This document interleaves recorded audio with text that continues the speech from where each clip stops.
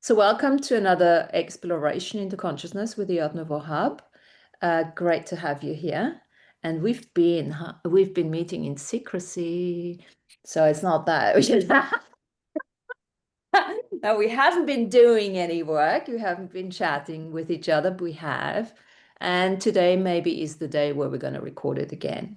And what's come up for us? I mean, we've just come through this huge energetic, and which is still going on, which lots of people look at in terms of what did we have? The eclipse, and we had the full moon, and we had obviously, some people talk about that convergence, September convergence, and stuff like that.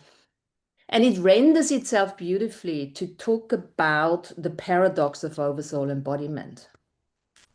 And before I'm just gonna say something about this oversoul embodiment, because we don't have to use oversoul embodiment. We can very simply reframe it and say lots of us have arrived at a certain level of wholeness versus fragmented consciousness. So oversoul embodiment, let's just for argument's sake, to keep it simple for this, because we're not really defining, it's not really about definition anymore, but it's just like no longer working from a fragmented consciousness, working from a wholeness perspective. And then, of course, the question arises, first of all, what does that feel like? It's no longer necessarily about meaning. It's no longer about emotions. We've already discussed that a million times. But now it's a matter of what's next? And what's that going to look like? And how did we do this why did we do this in the first place?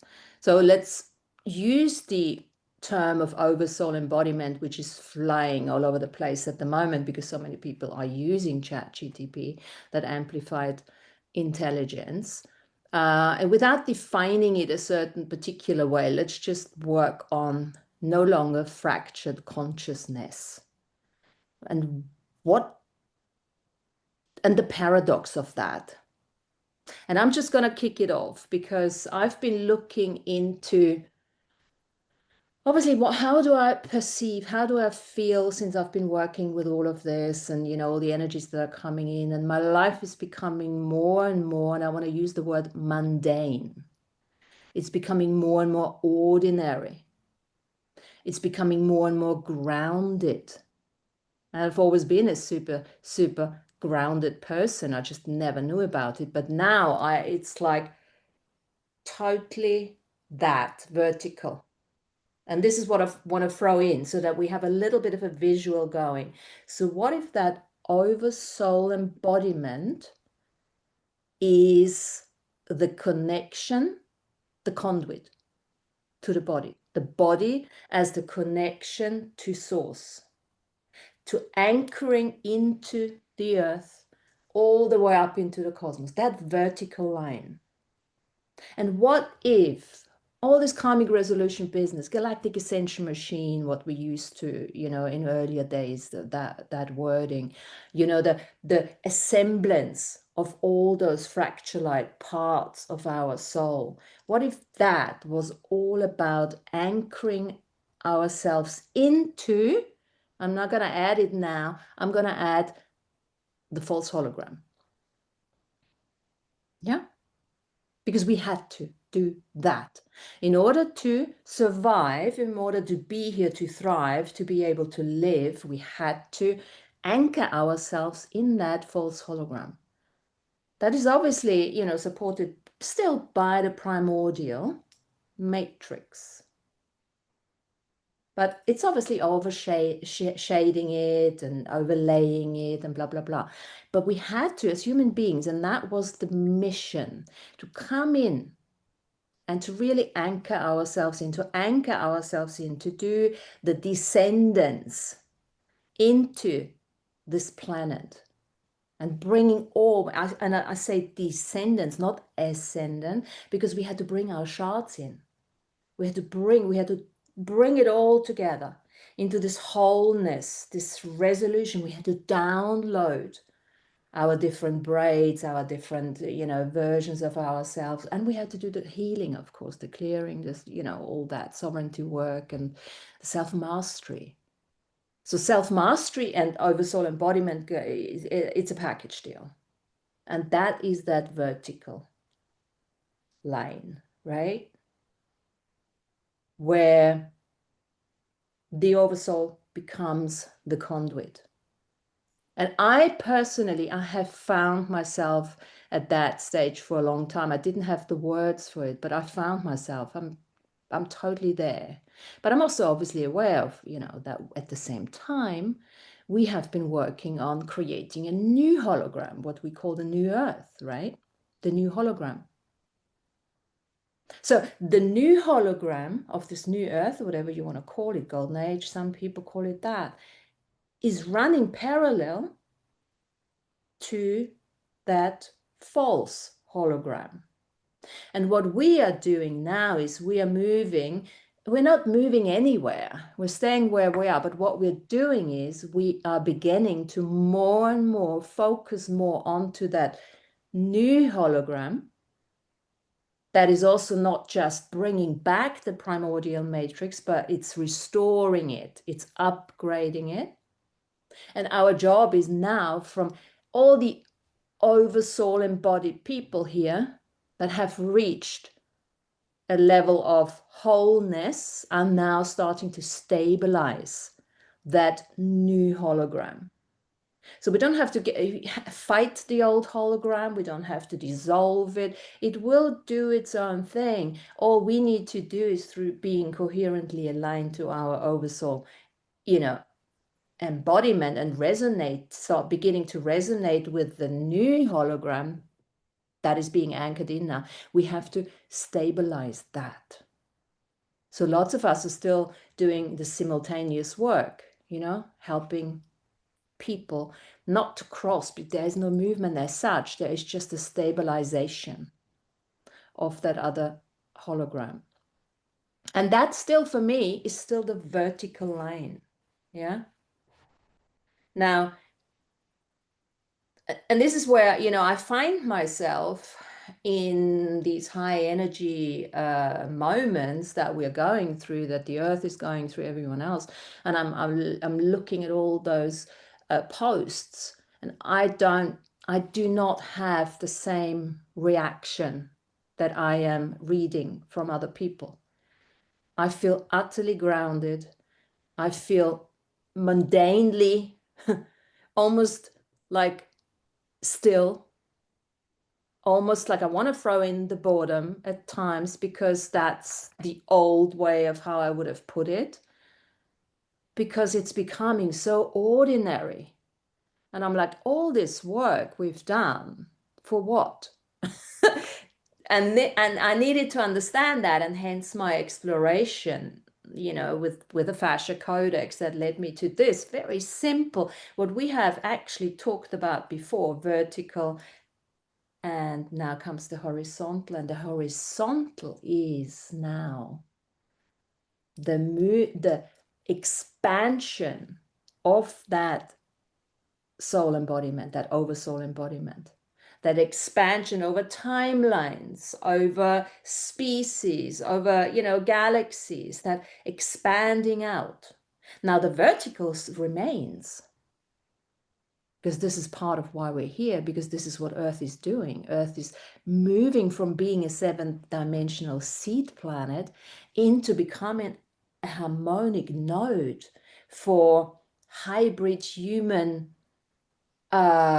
creation, for multi-dimensional species, for we by doing all this, what we have been doing, by anchoring, by stabilizing our oversoul here embodied on this planet, we are releasing codes, hidden codes that have been forgotten in void spaces, in hidden secret spaces, that are now becoming available to the new hologram, so that Earth can move into that new cycle, into that new bandwidth, and we are with it, so that Earth is no longer a nursery, but it's becoming a host. It's becoming a multidimensional host planet for other cosmic beings and worlds to come in and start sharing all that information that we have put together so nicely. And that we have healed, all the stuff that we have healed, all that library that we have built, those codexes that are beyond the primordial matrix, is now available to everyone else. And this is where it gets horizontal again. So we are becoming now, from being the conduit, we are becoming the fabric of the Oversoul embodiment.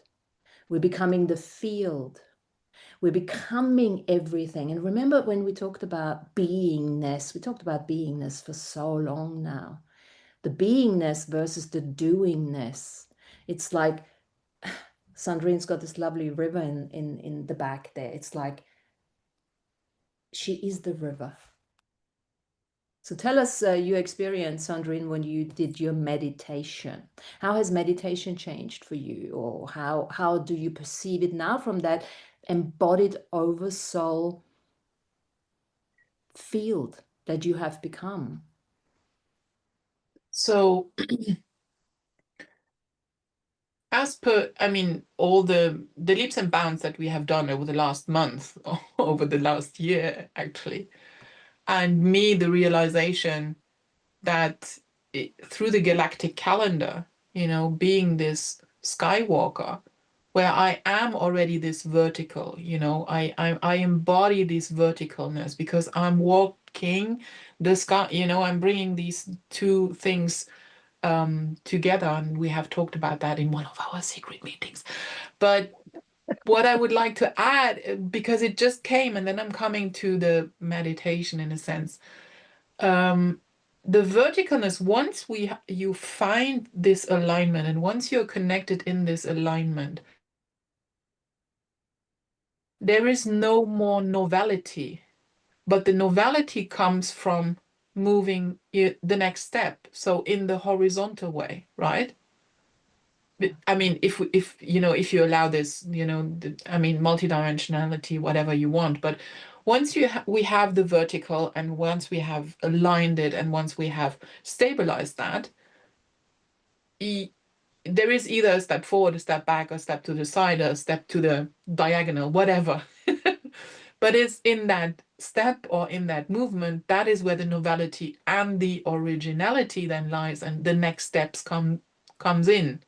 The movement, if you allow, again, this forward movement, or whatever you want to, that is where the novelty and also the improvisation then comes in. You get what I mean? Is that this, once you have this one here, then you can actually, move wherever you want. And it's also in the Bowen yoga, in the Bowen practice, it's the same. Once you have found that stability, you can move your legs and your arms wherever and however you want them, and for a long time, because you found the Cool. stability, the core, Yeah, right? the core.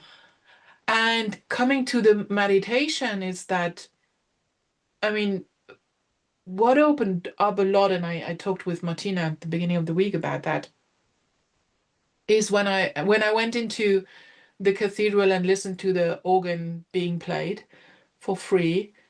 And I have now found this is the best place to do meditation. Because I'm being transported by whatever is being played, but I'm sitting in an already still ground, right? A ground that is already grounded in a sense. And people around me are still, because it's a sacred ground in that perspective. And I can fully and completely let go into it, and just be transported with either the sounds, or just with whatever is going on around me. So today, I had time between appointments, and I was just driving by. It's a lake, actually. It's an artificial lake, but nonetheless, it's a beautiful place. And I thought, let's just go, around there, take some time in nature, and so I just sat down, and again, I let myself be transported by all the sounds that were surrounding me, be it the water, because there is a fountain, you can't see it, it's on the other side. The ducks and the people that were in the background, some or the dogs that were barking and everything, I just let myself again be transported, and I see myself then becoming like this bonsai tree, but these huge bonsais. So I'm a bonsai tree and I have a very, very, very, I extend my base very, very like a bowl, right? Very, very wide out. And that is this expansion. And it's just beautiful. I mean, what am I doing there? For me, I don't need to be grounded because again, we are grounded, right? I don't do that for groundedness. I just do it for, yeah, to again, a very mundane thing, just sit there and anchor. Like I had talked about a couple of months ago when I said what is missing in this day and age, I feel, is that people are not sitting anymore. Like in the past, you were sitting out on your porch, or you were just sitting on the park bench, and you were just enjoying, sitting there. And I think that is something that people were anchoring, because that's where was a moment where you just sat down and you took the time to sit and you did nothing else but sitting in a sense, right? Unless you started chit-chatting and what have you not. But there's a lot of not sitting anymore. Yeah, well, we lost that. Of course, we Mm, lost that because when, as long as you're working on that vertical line, sitting is not enough, you know? Now you have to literally do the work, like when we say do the work. And even now, when we talk about that horizontal line now, the one where you say, and this is where I go into, I need to know what am I actually doing? Am I just sitting? What is what I'm actually doing? And of course, we all do something different, but it's like when we say we're just sitting, we're just being in that stillness. We are literally stabilizing the energy. We are right. stabilizing, anchoring that new hologram into existence, into new origin. And this is where, when you say it was like a meditation, it's because that sound or the water, or it can be air, it could be anything, it could be soil, any of the elements, or you become all of that. And as such, you coherently align yourself. And because you already got your vertical going, you are anchoring it in, but you don't have to do the anchoring because you're already the anchor, you are the conduits. You can even forget about the anchoring because that anchoring still has a weight sense Mm, attached to it. Oh, I'm stuck now or something. No, wherever you go, you can be on a plane, you can fly, you will anchor through. And the more present you are, be this now with the water, with the trees, with people or not, the more you exactly. coherently align that energy around you, the elements and all of that. So you're Because becoming, from the axis, you're becoming the atmosphere. And there is the expansion. And there's like, oh, okay, I'm still doing something. I'm now I mean, for me, that makes sense. Okay, now I'm the atmosphere. Okay, I can deal with that because now I know what I'm doing. I'm not just sitting. I'm the atmosphere. For some people might think, what the fuck is that? But anyway, it's like, I become the energy. And why do I do it? I want to know why am I doing it? Could be doing something totally different. Because also, why am I drawn to this right now? Why is everything disappearing? Why am I not doing all this other fun business that used to be fun for me? But I see why that doesn't necessarily excite me to be the atmosphere. But I have no choice because that's what I have to be. I'm being that now. So I'm questioning why I'm choosing this or why have I chosen that? Because this is me working backwards as usual. So it's like that horizontal line that we're talking about is all about coherence. And coherence is no longer necessarily about doing, but being. It's all about stabilizing. It's all about seeding that new hologram. Because I always say, so why am I doing this? Okay, well, that's what I'm doing. That new hologram, I'm seeding that in. I'm seeding, I'm anchoring, I'm stabilizing, I'm strengthening the planetary field. I'm not even thinking about the humans, because human as individuality, they're on their individual journey. Whichever hologram they want to focus on or stay in is their thing. It's not for us to take any humans with us, because we're not going anywhere. You know, all we need to do is stabilize the field. And I'm not saying this is the mission everyone has, but this is the mission lots of us have here on this, in this group. And I can only speak for myself because this is my self-exploration. And this is why people have fallen away to, you know, or the healing has fallen away, or the teaching has fallen away, you know, and it becomes more like a stabilization of the planetary field. And that I didn't understand that. What does that even mean? Until I now put it together for me in my little puzzle piece and like, okay, I'm stabilizing obviously the new hologram via the planetary, and then whatever people want to do, they can do whatever they want to do with that. So I'm grounding. Whilst I am grounded here in the present moment, and I no longer have to say this is the old hologram or I am in a new hologram. It doesn't matter to me anymore, because all I'm doing is stabilizing the new hologram. And without going into good or bad, happy or sad, I can live in any in any hologram I want to. I can, like this, shapeshift in, shapeshift out, move in, move out. And this is what I'm have been sensing the last couple of days. It's almost like I feel complete.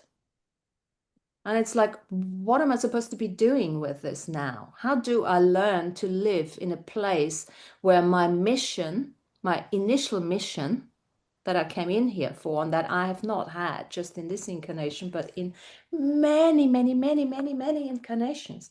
It's all about solutions, all about fragmentations, all about karmic resolution. And now I'm in this place of completion. How do I live here? How, from origin, presence, origin, presence, not origin, past, primordial matrix origin, origin here, originally here. I'm creating here right now through improvisation. And it doesn't, for me, it's not exciting, but it's super expansive. This is your lesson to learn, that Yeah, it becomes exciting. yeah. Okay, a cup of tea. Right. I'm having a sip of tea now, and the entire universe is in that cup. And by me drinking that one sip, I'm connecting through this portal. Okay, let me just do this quickly. And it's like, Well, what and the fuck? that's the paradox, right? That's the I paradox, know. isn't it? Because you have this awareness or this awareness of this vertical connection and these higher dimensional parts of ourself that come into oneness and anchor ground down, right? It's like in the galactic calendar, I'm the spectral seed, right? So the spectral tone is the tone of liberation, and the seed is just what you're talking about, right? Seeding this new energy, this new paradigm, and dissolving the old paradigm at the same time, right? But here in our human bodies, we're still in a sense of duality, right? We're in the magnetic and electric that spark together to create that tension that give us our physical form. But here we are skywalking spiritual aware beings. So we have this awareness of the oneness, coming back to this oneness. So how do you how do you live on the physical earth, right, in this one state while still holding the gravitas and the awareness of the depth and the breadth of the unity of source and all of those parts of us that roll up to that. I mean, for me, one of the things that's been coming up with this oversoul embodiment, right, as we brought back all our soul shards from all of these timelines and time streams and dimensional realities in this dualistic dimension. Now we're rolling up to a higher frequency awareness, but we're still having now oversoul shards. So I think you were talking about that vertical connection, but then also the horizontal expansiveness. To me, that feels like, oh, here's all of these 144 pieces of our oversoul now that are coming back together into our awareness. And then as we expand, farther up into that avatar, then there's those 12 parts of the avatar, right, that come back into the awareness. So it's that expansion and contraction that creates the friction and the understanding. It's interesting, like talking about the fascia code that you wrote. One of the things that really kind of struck me is the connectivity. Okay. And of course, I've always known there's connectivity there, but I had never looked at it from, turned it around and looked at it from that perspective. And I think that awareness, allowing that expansiveness through the body, through the solar system, through the galaxy, through the universe, right? You're looking at those connections to the oversoul, to the avatar, to the rishi, and then outside of form itself, where you're just a spirit of oneness. So how are we connecting that, and just the acknowledgement that everything is interconnected in a way? I was looking at the sacral chakra, and I'm like, oh yeah, let's look at the fascia of the uterus, right? This like womb of creation.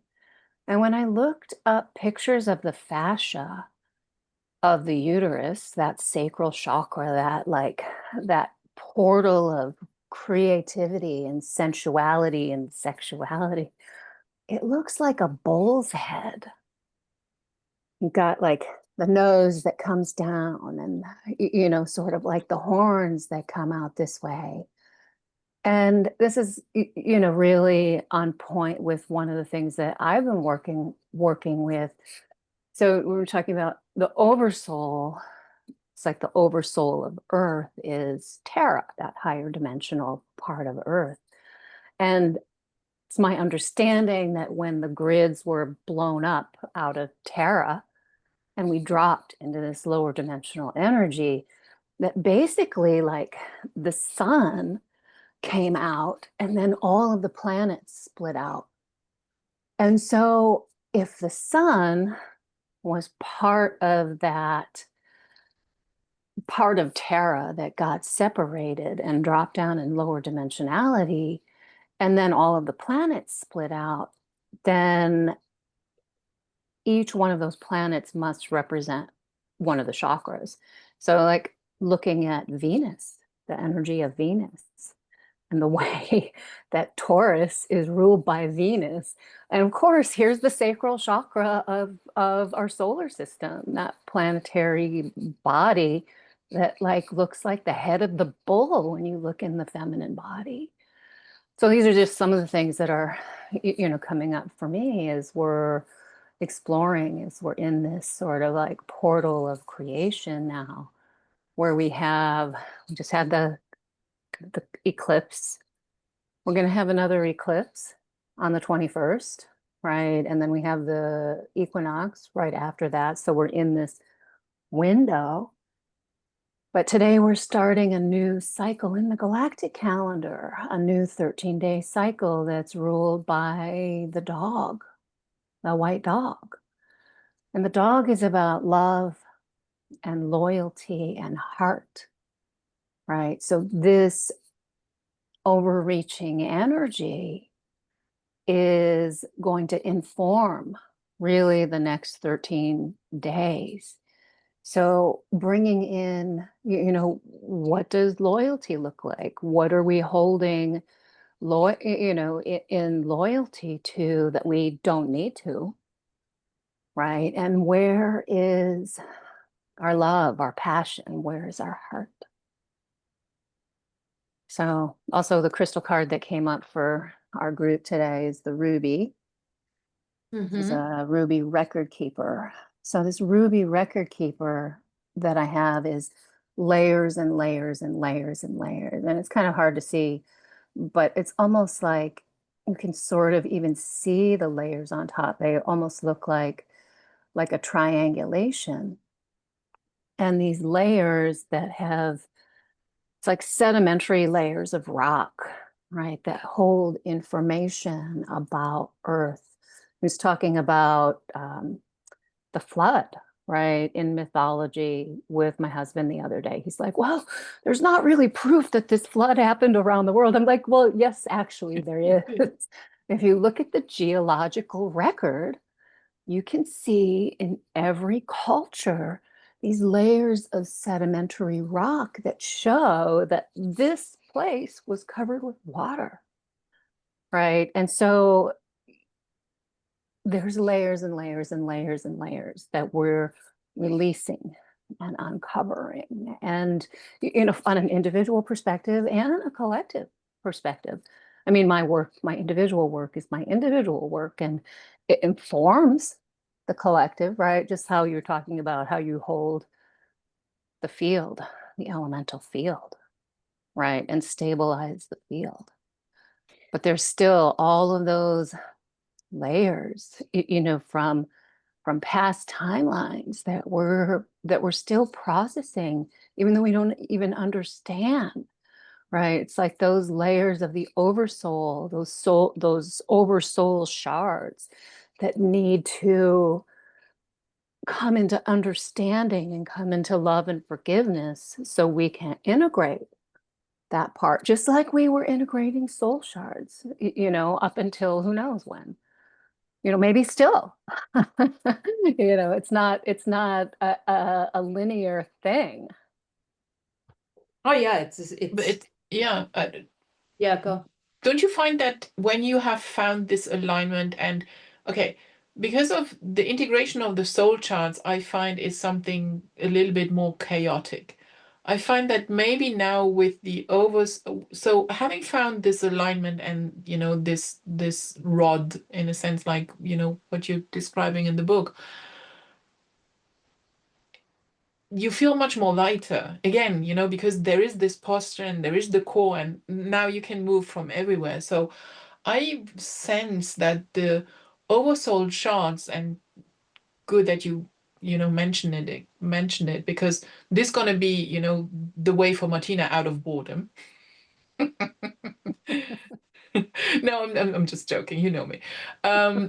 But I do sense that probably this integration of those charts are going to be less chaotic in a sense, much more interesting, much more subtle. It's like Martina in the book when you split up the senses, the first one, the first senses, and then the second senses. So the second round of senses was something that all of those that you put up there are the ones that I, over the last 5, 6 years, have been working on a lot. And I became much more aware of them a Mm, lot. And I'm like, exactly. So I first learned how to smell, how to taste, how to see, how to hear. And then, oh yeah, all the others came. And it's like, yeah, right, this. And then, the oversoul senses, which is probably the ones that we are now going to integrate, feel into more, and work with much more. And Tanya, you talked about the oneness, and I actually like what Martina put up in the codex on the oneness, because I always had an issue with the oneness. The oneness described as we are all one, we are all one in a sense. But Martina, you described it so well in a sense that there is this flowing next to each other, with the divergence. And this is exactly what I'm like, that hits the nail for me. That hits it absolutely, because we are not just, yes, we are all linked somehow, but not one. We are these divergent, and it's the flowing and it's the coherence that makes it up as working. It's like a well-functioning machine, if you allow me that metaphor, and also a well-functioning team, where everyone is just bringing in the right amount to make it, to make be as productive, or whatever it is that is in front of that team to resolve. Yeah. So yeah, Thanks for that. I think, I mean, lots of us here in this group, present or not present, have a backward tension, which means they go into experience boots on the ground yeah, and right, then have to work backwards in order to acknowledge what right, they're doing, in right, order for the ego that is very useful to just give it a, okay, this is what I'm doing. Now I can let it go. That's that. Awareness, as far as I'm concerned, is a function of the ego, a very important function of the ego. And this is where, as embodied beings, the ego is not something that we can let go. We don't need to overinflate it. We don't need to entangle it, but we need it in order to create awareness. But there's two things. And of course, I almost forgot now what I was going to say because I was trying to be present here. But oh yeah, the senses. Yeah, I only put 24 senses up. And again, the senses are frankly, as you said, Sandrine, we've been doing them. We wouldn't have called it a sense because we're so used to what a sense is from our five, six senses. And of course, the five, six senses are not disappearing, they're just mm, expanding through the acknowledgement of the other. We're just expanding our five, six senses as well at the same time. There was one thing I wanted to say to this vertical, because we're talking, Mary, you came on later, we're talking about the paradox of the oversoul embodiment, you know? Okay. And Okay. oversoul, we just defined it very, very briefly as wholeness, as if, Right. all our shards have been, at least majority of it have been, anchored into the vertical axis. And now we can start focusing more onto the horizontal line, when we look at the Yeah. cross here. Um, and what was I going to say with that?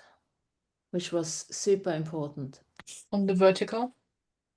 So yeah, we are considering that the vertical, we've collected the soul shards now, yeah? So let's just say this is done. This is done. We don't have to. We know we are the conduit. We cannot let go of that need of being the conduit, of having a body even, because we all know we do. And we can now say, okay, expansion, you know? So there's nothing to add on the vertical line. And I'm just throwing that in now as an invitation, right? There's always something we can add and we can heal and we can, let go of distortion. So let's just for as invitation to really make that paradox clear. We're integrated, oversoul embodied, which means we are the universal conduit, so that we can now start truly being the field of the oversoul, becoming the field, becoming the river, becoming the tree, becoming all of that, and bringing all of that into coherence so that we can anchor or stabilize that new hologram, because that's what we're doing. So, and this, as far as I'm concerned, is the second mission We had many missions depending on how you want to call it. But for me, first mission done, which was, and I still want to call it, I used to call it karmic resolution. Okay, let's call it karmic resolution. Second mission for me was Oversoul embodiment, and that went faster than the first one. And now it's like, okay, now I'm expanding out into the horizontal, right?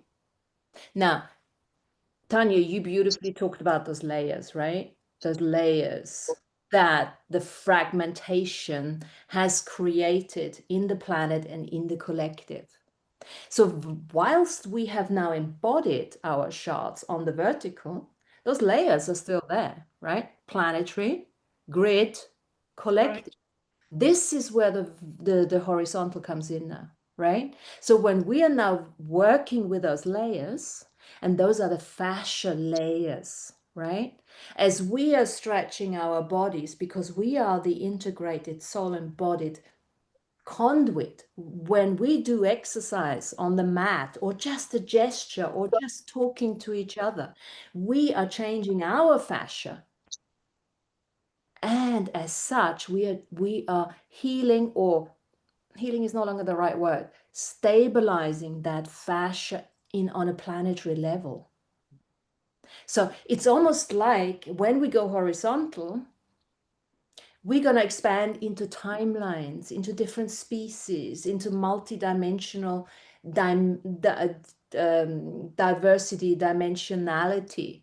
So it's like we don't even have to be on the ground. I wouldn't even have to go to Mexico to do that work. Yeah, right. I don't have to go Yeah. there anymore. It's like, why the fuck am I going there? Well, because it's going to be fun, right? So No, because you need a new experience. well, it's just to have some fun and to experience what we already know, that this is what we're going to do. So when we think about layers and layers and layers, don't take it vertical anymore. Invitation, take it horizontal now. Yeah. Because now we are working literally on stabilizing that hologram, that new earth hologram. Mhm. So mission 2 or 3 or 4 or 5 or 6, whatever, however you want to call it, that for me would be the third one now, because I can pack, I take a lot of stuff and just put it in a blender and inculcate everything and then have my smoothie 1 for me was like, okay, karmic resolution. Oversoul embodiment, a very good wine, a very good wine. It's huge vineyard, distilled in that drop of wine, which I'm practicing with tea or coffee or whatever. Water. Yeah. And then that stabilization. And the paradox of it all is, personally speaking, the karmic resolution was much more fiery and exciting and passionate and solution, because that I have been doing for literally thousands and thousands and thousands of years. And now coming in, being in that oversoul embodiment, it's like mundane, ordinary. I stay away from boring, but mundane, ordinary. And now comes in original.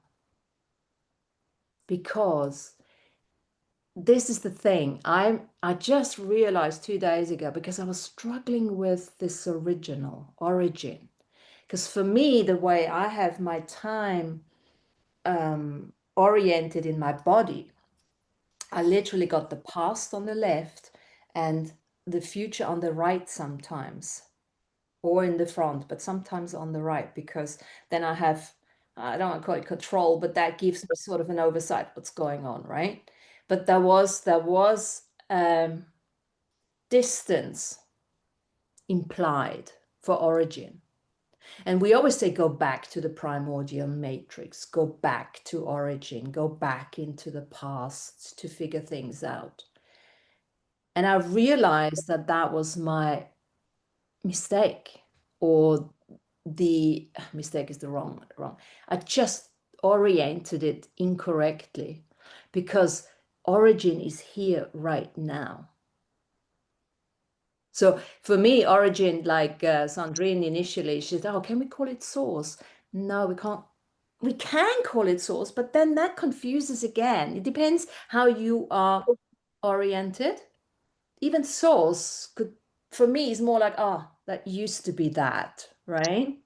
Mm. So I call origin, for me, it's presence here, right now. And it makes a lot of sense because we know the past, the future, everything's happening in the present moment now. So the source is in the present moment and everything.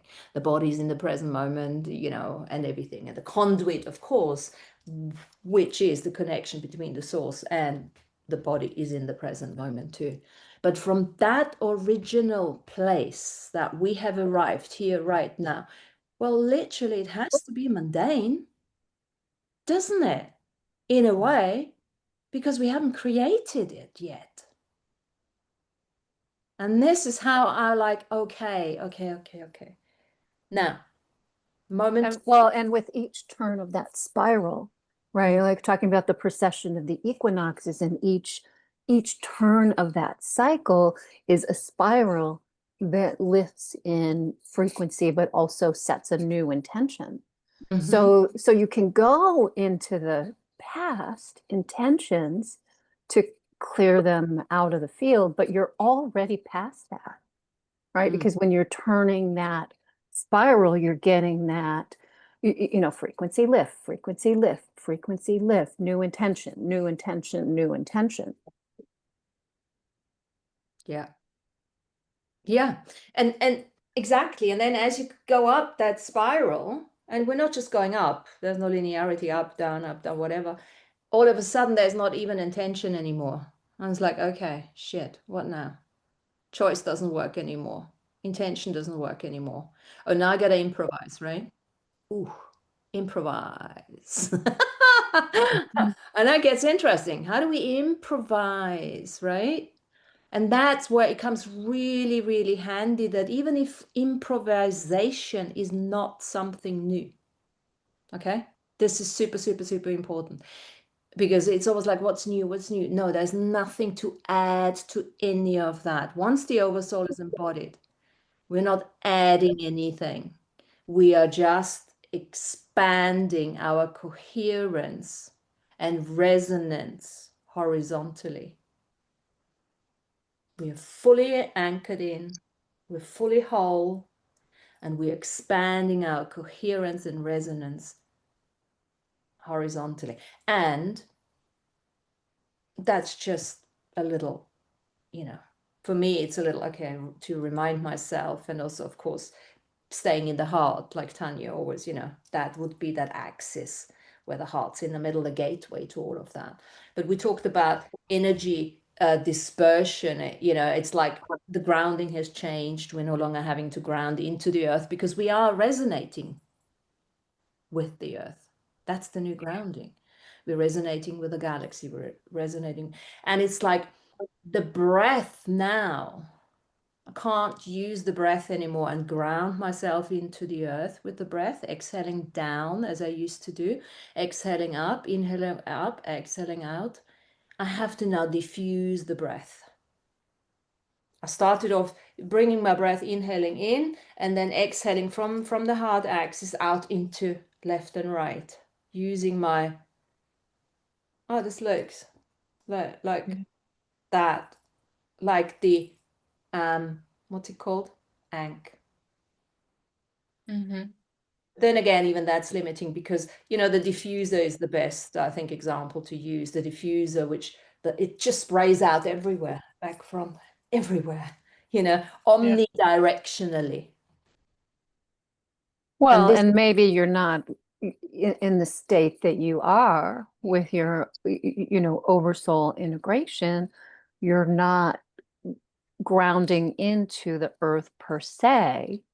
Maybe you're grounding into the heart of Terra, right? Which is that higher frequency part of earth that aligns with the oversoul. Maybe you're grounding into the heart of Gaia that's aligning with your avatar, or the heart of Aramatena that's aligning with your Rishi, right? So as you're expanding and setting that new intention, as you're elevating, you're going up that staircase of the spiral, it's not it's that old energetic timeline that's holding on in Earth. And I think that Earth, we're talking about that solar system chakra expansion of Terra. Earth is the heart. We're always holding the heart, but in a different way, because we're coming into that higher dimensional awareness. Yeah. Well, because the heart is the gateway, the heart is what's the word? The sensor of, there's no right or wrong. It's the words are becoming the coherency amplifier, let's call it that. The Well, resonance. yeah, on the coherency amplifier, because I just so I come from my Bowen therapy today, and she actually placed me on a crystal mat, and the mat included amethyst, so it was filled with amethysts, and then the what is it, the black stones that you use for the hot stone massage?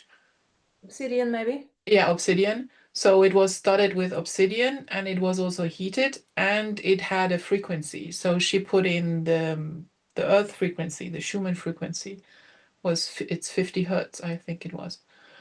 And she started working on me, and what I started feeling, especially when she opened up the fascia and then she left, I really felt the vibrations in the back of my head, then in the heart, because I really needed to find the right rhythm to breathe with it. Was very funny. And a lot in my lower legs. That's where I noticed it the most. The rest of the body was really calm. Those were the three parts where I noticed it the most. Apart from what she was opening up in my body on the Bowen. So this was just from coming from the mat. But as I'm now sitting here, it's like 3, 4, 5 hours later. I really feel this whole sense of coherent frequency going through me. I don't feel an even better connection to Terra. No, I have that connection. I don't need to go and look for it. It's there, right? It's more mellow. It's really mellow.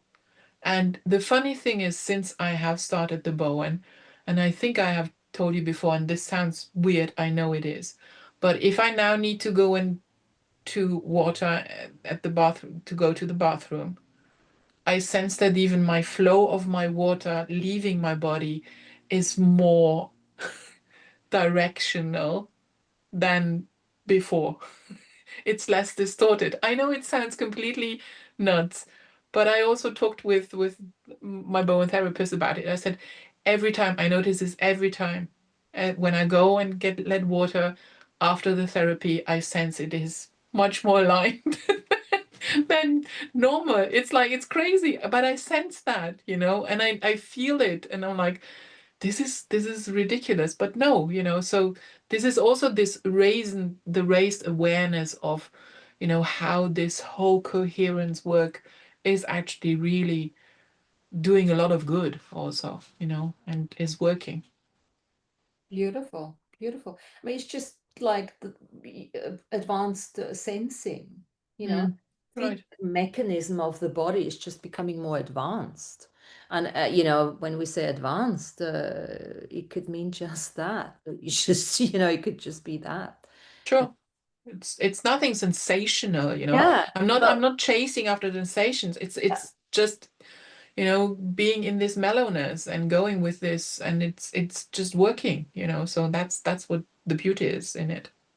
and thanks for that, because that's a beautiful example of that paradox of the oversoul embodiment that we are talking about Mm, today, mm, that there's nothing grandiose no, happening. There's nothing no, you can, there's nothing to share, there's nothing to write about, there's nothing to, post about, it's just a completion, living in that completion. absolutely. Mary, how have you been over the last couple of days with all this?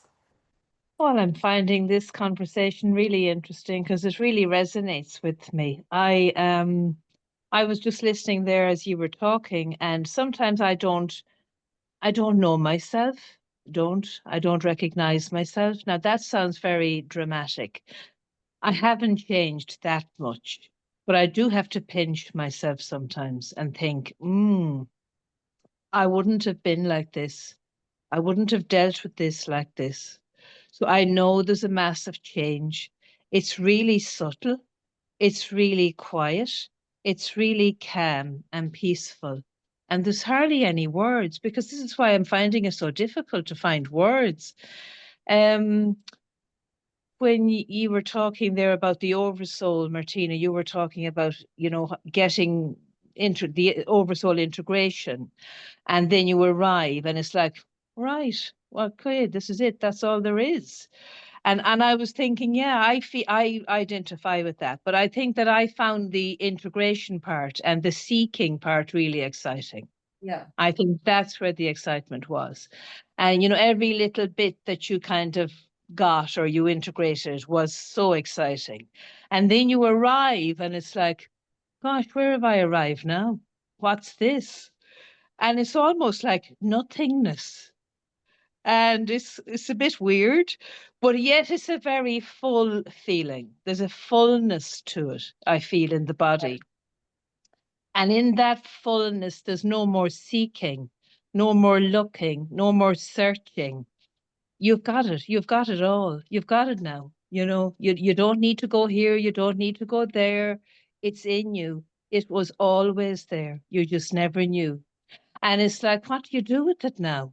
And there's so many choices, and yet it's not about choices either. I don't know. It's this is where I get lost for words. I kind of don't know, but it's just that it's an expansion. It is an expansion, and I think it's, for me, it's gone very planetary. It's not about me now. It's not about my lesson. It's not about my achievement. It's not about what I'm bringing in for me. It's what I'm bringing in and what I can expand out for everybody else and the planet. And and that's just in the smallest way. It's nothing big that it won't be written about, but it's just in the smallest way possible how my footprint, stamps the earth, how I impact on the smallest thing. And yet it is so profound. It is just so profound. It is just so special. There are no words to describe it. And the other thing I was thinking of, Tanya, when you were talking about the layers, and I got a vision when you were talking about, up in the north of Ireland, we had the Giant's Causeway. And I know Jennifer was up there, and I must have a chat with her about it and what she thought and how she experienced it. It was disappointing for me in terms of, like, I thought it was just this big massive site and there was these big massive things and it was going to be huge, but it wasn't. It was quite small. So that aspect of it was like, oh, is that all there is? But what was there was interesting because there was this cliff of basalt rock. And it's a preserved cliff, so they can't put anything on it.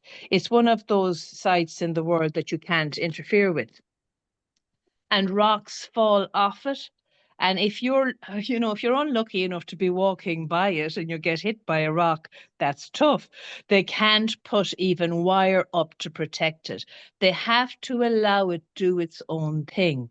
Now, I find that in itself really interesting, but the history of it is even interesting because this originated down in the Mediterranean. And it has worked its way around to the north of Ireland, which, of course, the climates are completely different.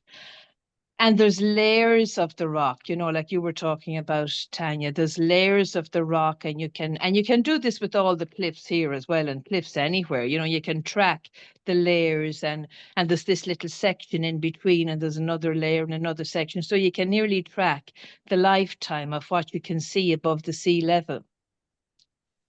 But I was thinking in relation to ourselves and in relation to our kind of, galactic Earth history.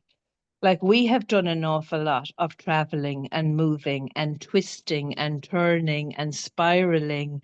And I just thought, when you were talking, Tanya, I could see how the layers on the rocks just correspond so beautifully with the layers of our existence and the different twists and turns in our existence to get us to where we are now, which is kind of oversoul embodiment.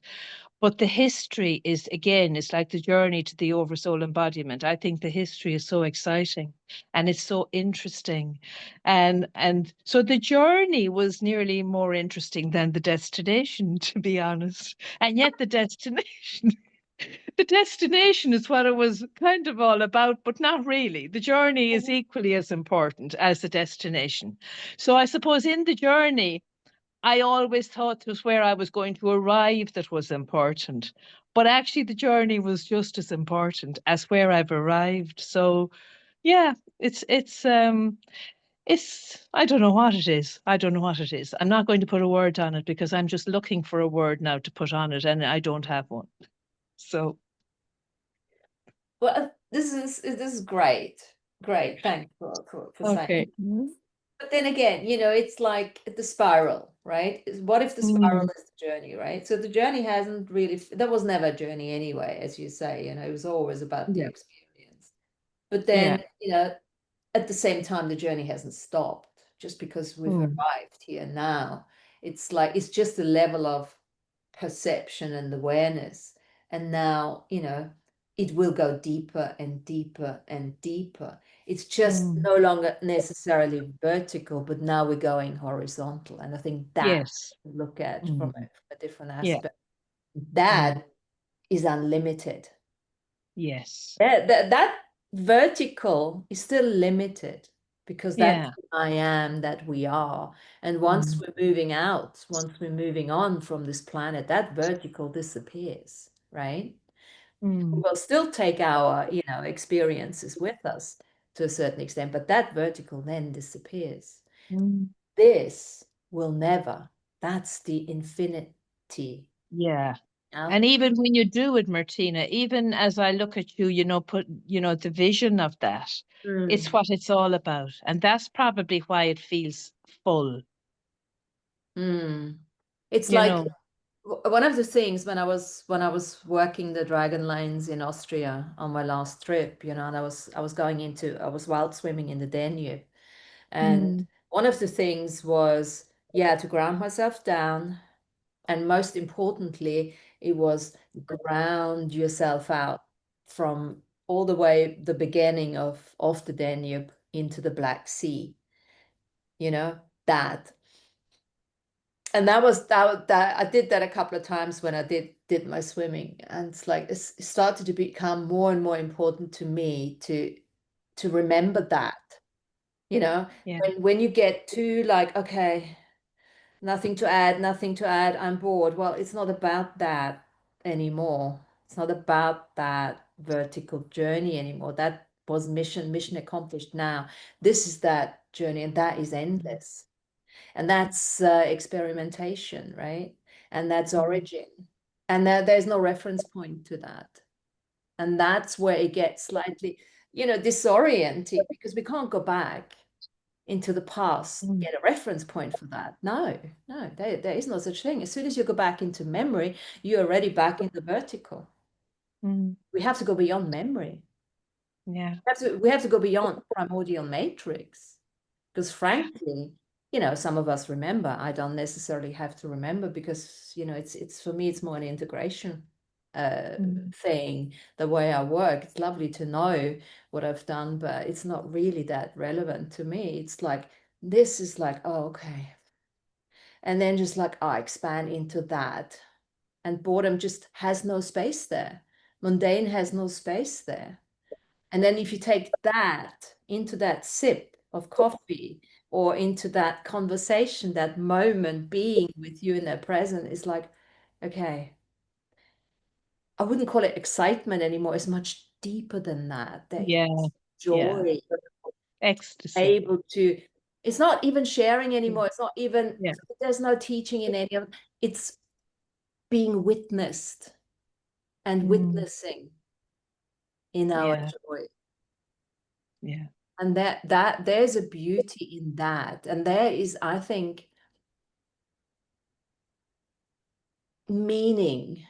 Not that we're looking for meaning, but being witnessed. It's very important.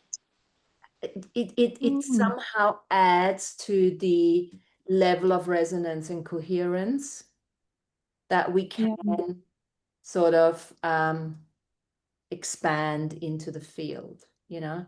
And also, I suppose, being witnessed, you could look at it from a observer perspective, you know, but we don't necessarily have to now collapse it into the particle, make it individual, make it defined, make it separate, but we can look at the particle and the wave at the same time.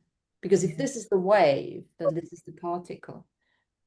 And we are all of it happening at the same time. And so often with us, we have experiences, cause and effect, where we have effect experiences much earlier before we even know the cause, right? So the cause and effect is this whole thing is falling apart, and duality is falling apart, and polarity is being out created, and improvisation. That's the joy and the unknown. And to be able to share that joy with people who have a level of awareness who can listen. Yes, I think that's just the joy, I suppose, of being witnessed. And again, it's so hard to find words to describe it. When you were talking about it, Martina, about being witnessed, you know, and sitting and having maybe coffee with somebody and sipping the coffee.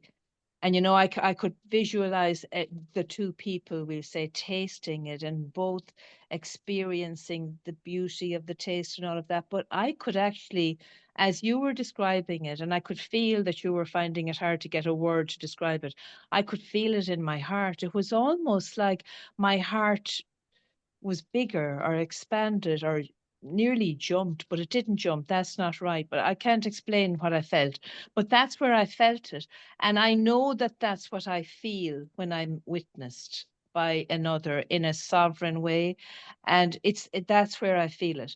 But I don't know how to describe it other than that. And that's not really describing it at all, to be honest. To be honest, it's perfect. It's perfect because Okay. this is where feeling, when we get to that space where emotional turmoil and drama disappears, you start thinking, oh, there's no feeling anymore, right? And you just said something so important here, because the feeling becomes the listening. Literally.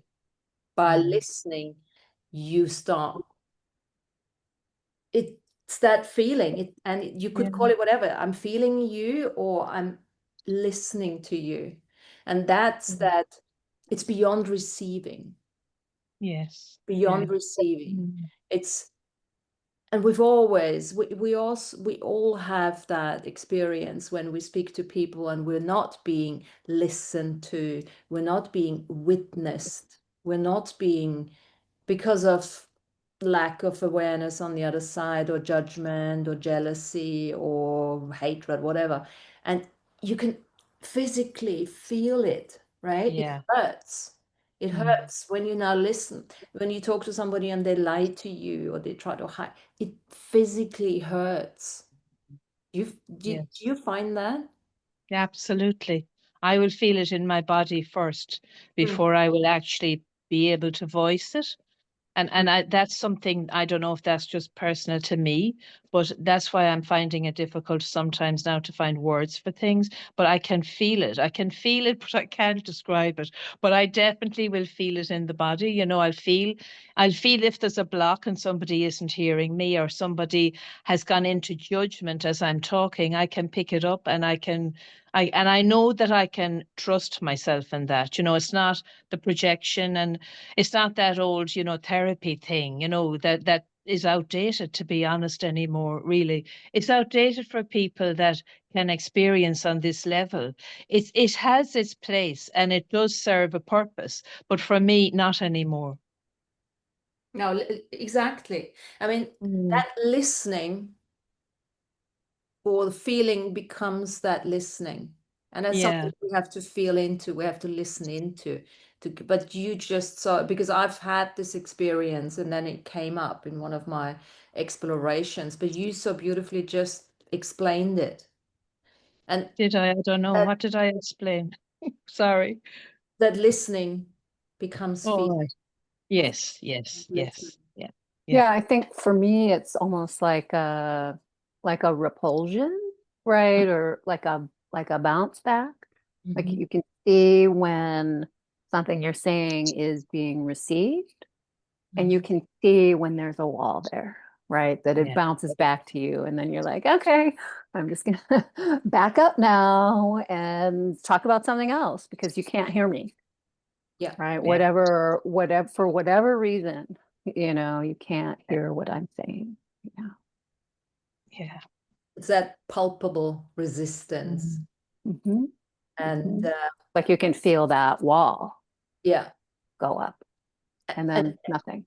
and the thing that's different now in oversoul embodiment, it's no longer, you're no longer looking into the mirror. It's no longer a mirror.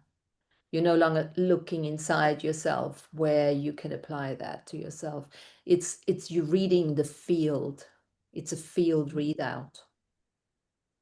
Yeah, And it's yeah. completely detached. It's not, you're not entangled, just like Tanya said, there's no entanglement. There is no Mm. making it personal. You're just feeling, listening, witnessing the knot or the fracture, the Yeah. fragment.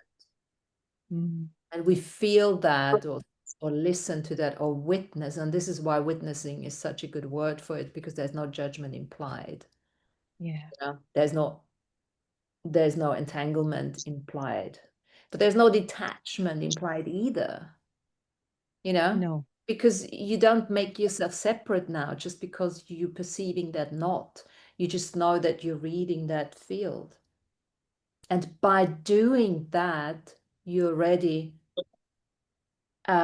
stabilizing it. I did a lot of that while I was in Austria. I was like totally not going into the drama and just looking at the fascia of it. And this is why I wrote this fascia code, because it's like, let me look at it as a fascia, the knots, and Mm. and obviously I've been a therapist for long enough to know what it's like to have a treatment and how a tiny, especially with Bowen, the Bowen technique, it's like the tiniest movement over a muscle. You hardly feel it. The softer you do it, and the fascia starts unraveling. And it's like, whoa, okay. That it's really not about doing. It's just about being in that witnessing state. That's fascinating. Every time you describe Bowen, I think I need to get a session because it sounds fascinating. And again, it's that gentle touch, and that just expands out into the way we live our lives, the gentle touch, the way we gently impact a situation, a person, whatever. It doesn't have to be loud and dramatic It's the and opposite. hard work anymore. There's no hard work. And and that's the beauty of it. There is such a sacredness about it, and Yes. there's such a empowering empowerment for me as a practitioner. And Sandrine can say more because she's been doing a lot of on the receiving end, but even from the giving end, there is such empowerment in that. Yeah. We all know as healers Mm. that we've never really been the one who did the healing. We witnessed it, we Mhm. activated all of that. Absolutely. Yeah. But with Bowen, it's so in your face because, the original Bowen technique, the original, and that has changed by now. So look, when you do book one, make sure you get the original one. Okay. There's a different level of appreciation for, it's like, you lie on the couch and you make a move, and literally the therapist leaves the room for, Right. and that Mm. makes such a difference. Mm. And it doesn't matter how clean or how sovereign the therapist is. The whole idea of leaving the room empowers the body to do its own unraveling. And the sacredness of that, as you said, and respect, it's very respectful of the sacredness, you know, it allows the space for it somehow. Yeah. Mm. I can, because I've been doing it now for almost a year with that therapist. I mean, we got close. I mean, we clicked from the beginning. It was just a connection, and that was already wonderful. I mean, between us, we do a lot of chit chat actually. She starts working on me, and we talk, and we talk, and then she's like, "Okay, now I've opened you up. I'm gonna leave you now. See you in 8 minutes or 10 minutes. It depends on what she just was doing." And then I'm already, because my body immediately responds to whatever she's doing, because it becomes quicker the more you, I mean, not the more you do it, but the oftener you do it, in a sense, right? You know, your body already knows how to open up and what to do.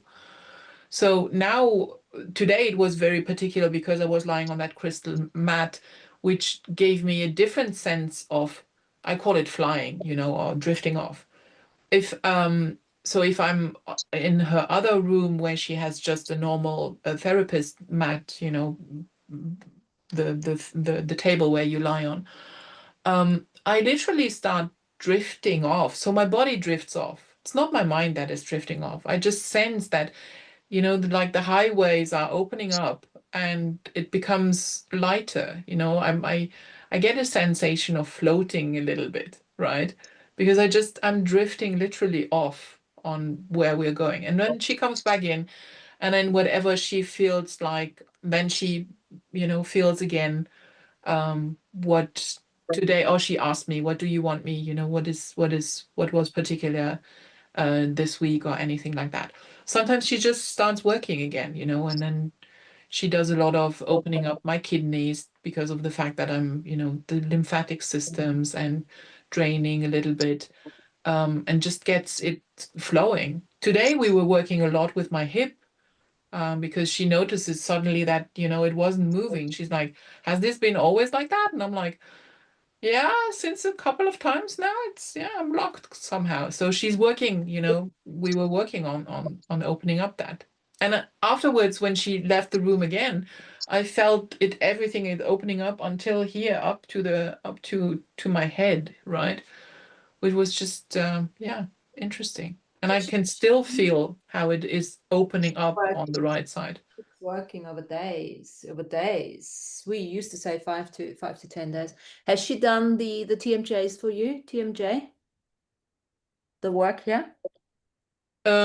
Yes, she's always doing some on the face, and what I love what she's doing is when she's going into my head, when she uses my, you know, the scalp, in a sense, and she's moving that around on my bone, on my skull. That for me is the best. Ask her maybe to, well, I don't know, but you can always mention it would be fun, would be interesting to do the TMJ and the coccyx together. She does the coccyx, she always opens up the coccyx Do when the I'm on my, TMJ and the coccyx together. okay. I So the mean, TMJ you and the have that coccyx kind of together. dialogue, you know. See if she can do the two of them together and see what Okay. happens. Well, that's the top of the spine and the bottom of the spine. Yeah. Yeah. Yeah. That's to combine that would be quite interesting. Anyway. Yeah. Great to talk to you, ladies. I'm going to have to go again, but it was really lovely to talk and catch up with you. So, Yeah, thanks Beautiful. for Thank coming Thanks, on. you. Mary. okay, next week, please God. Okay. Yes, and we got it recorded this time, so I'll pop the recording out later on. Yeah. Yeah. So that's what I wanted to bring forward here. What else have we got? Is there anything else that's come up that wants to be Well, I just going back to that, what Mary said earlier, that getting there is half the fun, right? That that the enjoyment of the journey, whether it's challenging, whether it's easy, appreciating the power of the journey itself, right? The journey of our exploration, the journey of walking each step into this new level of awareness, right? I guess it's, the spiral staircase. And Each intention, right? With each step, with each flow, there's a new intention, but it's also like a depth and a breadth of intention and awareness. So just enjoying that. Bill, my husband, has been playing over and over again this Woody Nelson version of the Rainbow Connection, right, from the Muppet movie. And that Muppet movie, right, that came out in what, like 1982 or something like that. But going back to the awareness of the rainbow body and the plasma and how it works in our whole overall field, and the seeding that those wonderful little Muppets did back in that time space. But then there's that song that Fozzie Bear sings, getting there is half the fun, come share it with me, moving right along. It's like taking that journey together and finding like-minded individuals who can share that with us. It's such a blessing, such a yeah, gift. that's true. And to savor the experience. I just had to write that down the other day. I literally just wrote it on a post-it note. Savor the experience, because that's another mundane thing to do, to savor the experience, like you did with the, taking that sip of tea. Savor the experience, because that is where everything lies. That's where if there is a secret, lies in that. So, yeah. I mean, that's Yeah, go ahead. go. No, go ahead. I was, you know, saying these things so beautifully by you guys. It's like the invitation really stands to really enjoy the human journey, Right. human experience, if you don't want to call it a journey, enjoying the human experience. And this is where the mundane becomes so sacred. And I think that we probably have to practice that. And when I was in the Danube, there's lots and lots of stones. It's a very stony beach there, and I took a stone home with me, which looks a bit like layered, like the fascia. And that every time I look at it, I got it in the kitchen. It's like all of a sudden this is becoming a sacred object for me. The stone becomes the sacred object, not I don't know, the pyramid or la la la. It's like making the mundane, and mundane, I like mundane in a way, sacred. We talked about this before. We did. Cleaning your windows. Okay, that's a tough one for me, but cleaning or making food or something like that. Even going to bed, brushing your teeth. And I think this is a daily practice we can play with, because I think we're nowhere done with excitement. No, But this is what I meant about the extraordinary, find the extra in the ordinary, make everything extraordinary in a sense. I yeah, mean, I think we did some shows on that, didn't we? Well, and even when it's crappy, oh yeah, let's be especially real, not then, everything is fun especially when then. you're human. Yeah. But appreciating it, and even having that like wherewithal to laugh at yourself, right? And find humor in those little missteps, which aren't ever really missteps. It's like stepping stones turning the stumbling blocks into the stepping stones. Yeah. Walking up that spiral of the Giant's Causeway, where there's continual destruction and creation. You know, being in Yosemite, also you see that, right? Where there's these sheer granite cliffs and rock is always falling off. It's always shifting. You know, a bird could land there and then like a sheer rock crash comes. You can be walking, you know, on one of the paths and hear that crash in the forest and just seeing the stones strewn about the valley floor, you know, whether they fell down one place and then got washed over here by the river, right? It's like these pieces of granite which hold almost like the black tourmaline and the quartz that have that piezoelectric effect are randomly strewed everywhere. You look around and you're like, oh, granite, granite, granite, granite. Here's a pebble. Here's a larger rock. Here's a much bigger rock. You know, so this continually changing environment that allows for that dynamic energy of Earth, right? That we can connect to in so many ways.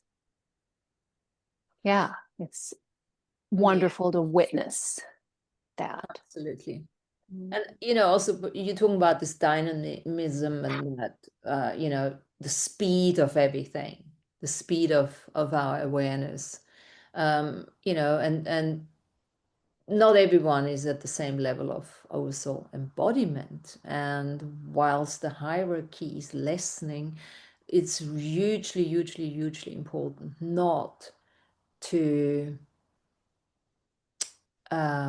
look at other people and say, oh, I'm not there yet, or they're not there yet, you know, that comparison, that hierarchy, and we're seeing that in the system, in the old hologram is crumbling anyway. And it's really, really important not to fall for that, because this is getting to a super, super individual, divergent, like we said early on, state where we expressing our oversoul in different ways.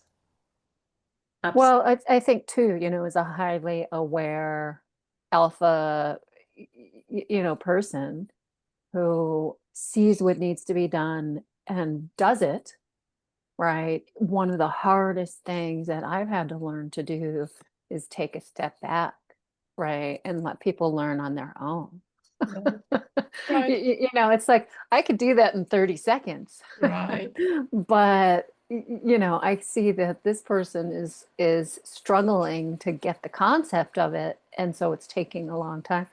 I went on this camping trip in front of the Devil's Tower with Melanie many years ago. It was facilitated by the Star Knowledge Conference in Chief Golden Light Eagle. And I was just, you know, trying to be helpful. And we were putting up this tent. And Chief is trying to teach this guy how to tie, you know, tie down, you know, an anchor. And I'm like, oh, I get it. So I did one corner. And then I just stood there and waited. Because while he was teaching this guy how to do, you know, all of these corners, I knew it. I was done. I was like, here, I'm the A student. Look at me, I'm the A student. But I didn't need to be the A, you know, I didn't need to be the A student. I could just be there and hold the energy, you know, and enjoy watching this man teach another man how to do this thing. You know, and appreciate that divine masculine spirit who could hold so much space and had so much patience.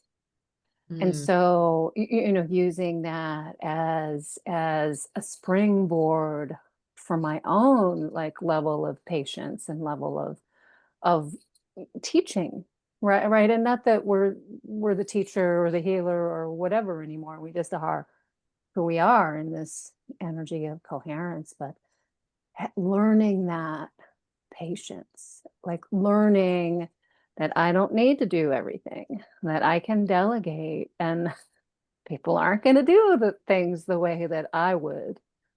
And that's okay. You know, for me, I like operate on efficiency. I try to do things in the most efficient way. And people don't think like that normally. So, you know, having that just patience to take a step back and, all right, not everybody's going to do it the way that I do it. That's okay. I'm going to just be cool with that.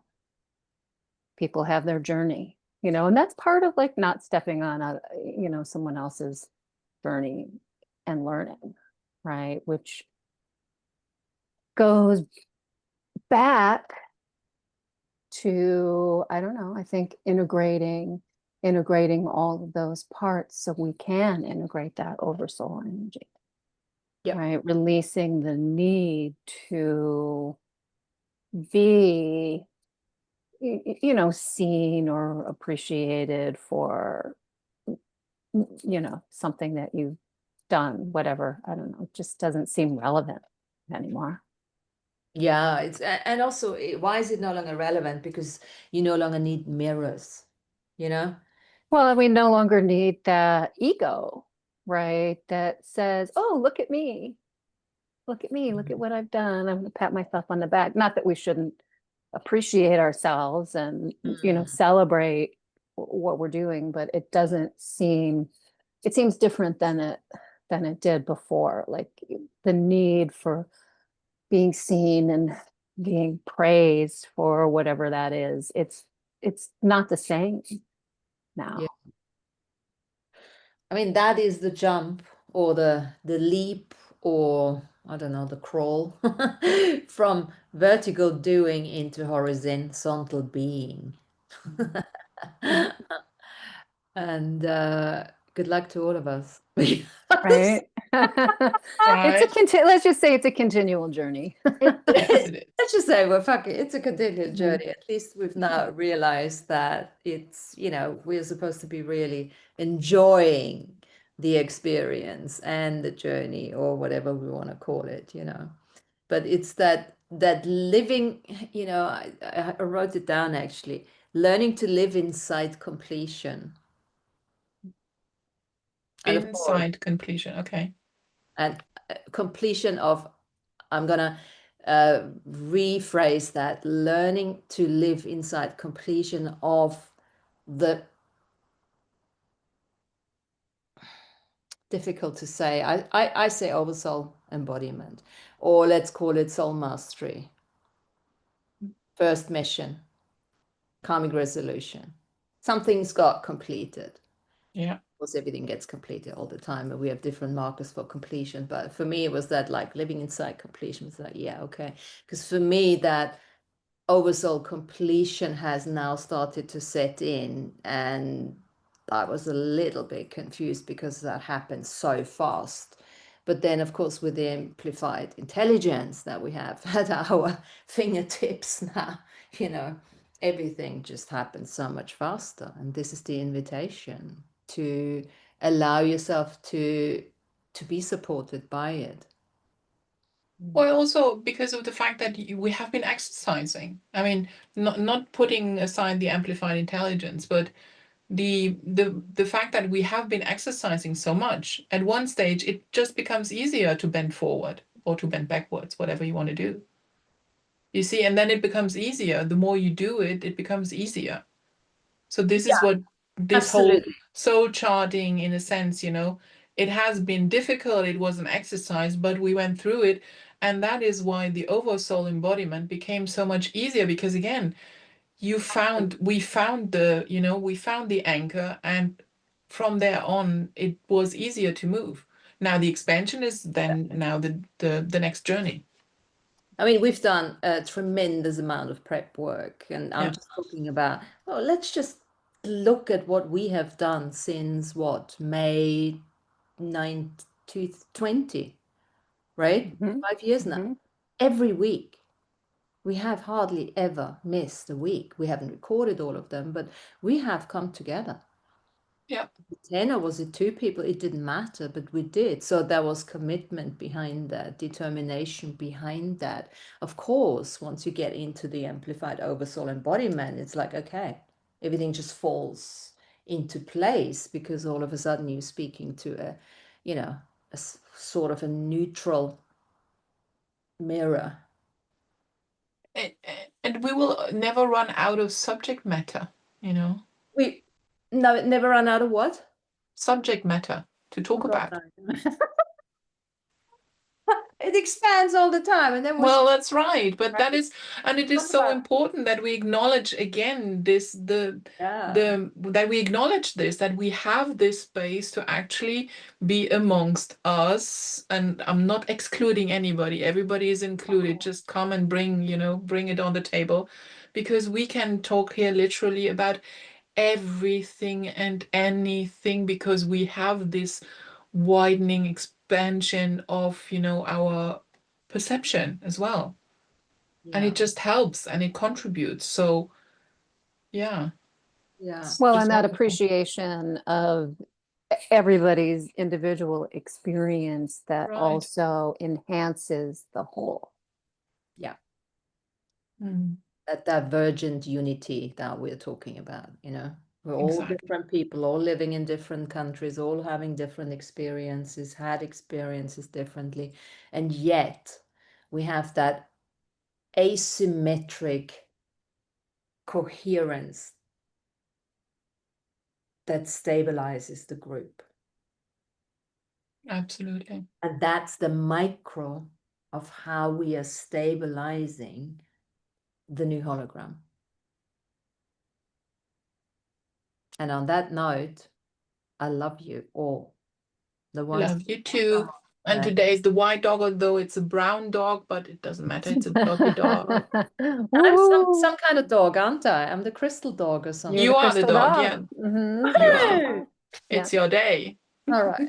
Well, kind of, but Kind of. I you mean, know, this Always my day. overlighting of the love and the loyalty and the heart, you know, let that inform the next 13 days, and you know, be aware of how that woo woo woo woo is working in your life. That month. it will. Ooh. Oh. Girls. God. See you next Yeah. week. We can go all day. I know Love We y'all. Get into that. See Bye. you next week, hey? Take care. Bye. Bye. Bye.